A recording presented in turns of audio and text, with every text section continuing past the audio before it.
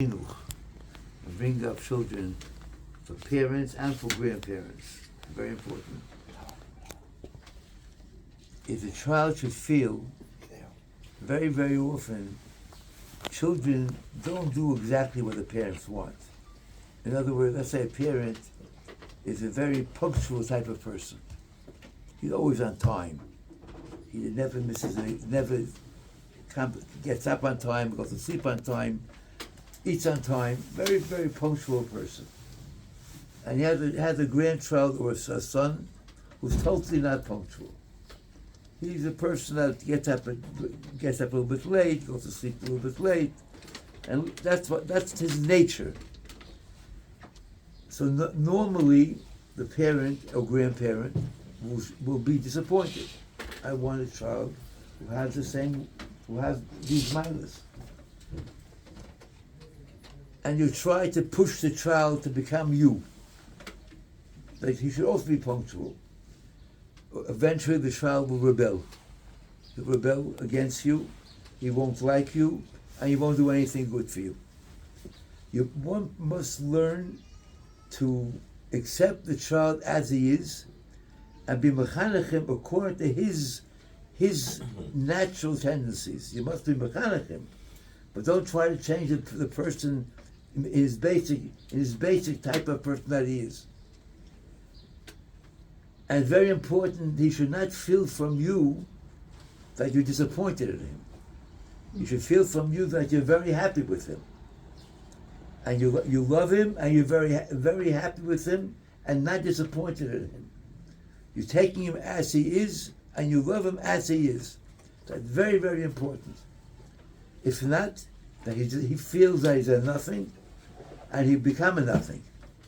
It's a child wants to have that his father should hold from him, and his grandparents should hold from him, his mother and father and his grandparents, and they should love him and hold from him. Not enough to love him, to hold from him.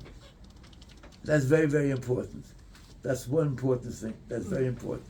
And I've seen situations where parents didn't do that, even though they didn't even do anything bad, but they showed from what they acted that we're not happy with what you're doing. We're not happy with your personality. That person, this feeling hampered him, stopped him from developing himself as a full person his whole life.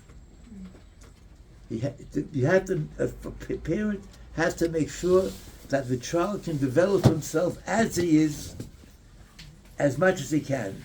And the chinuch has to be according to what the child is, to help what he is, to help him out in that area. That's one point. The second point is very important, that a child will feel, I have parents and grandparents that I can rely on. That if I have a problem, I can go and speak to them about it. And they'll understand me, and they'll relate to me. Not they'll right away just brush me off. Very, very important. And if not, a child can go around hating his parents, to the point of hating his parents because he feels his parents were not with him when he had a problem. At the same time, it's very important that the child should see in his parents and grandparents that they're great people.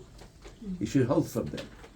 In other words, if a grandparent will lie, or will not act in a way that the child can respect him, he won't respect his grandparents, he won't respect his father, and there won't be a good relationship. To have a good relationship, it has to be both ways.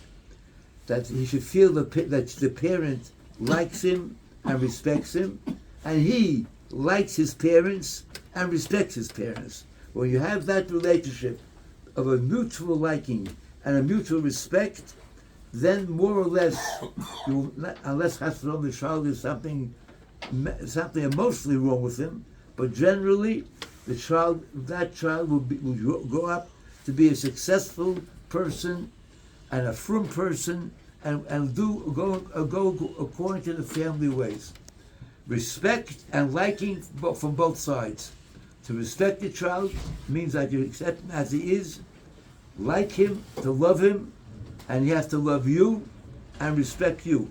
To respect you, we have to see that you don't lie, you don't get too angry. How you act, then it's a wonderful relationship, and the child is brought up in a very, very positive way. And I wish everybody here to have only hatzlochus had the shmaya, and that is from all their children and grandchildren, and that everybody should be successful. Amen.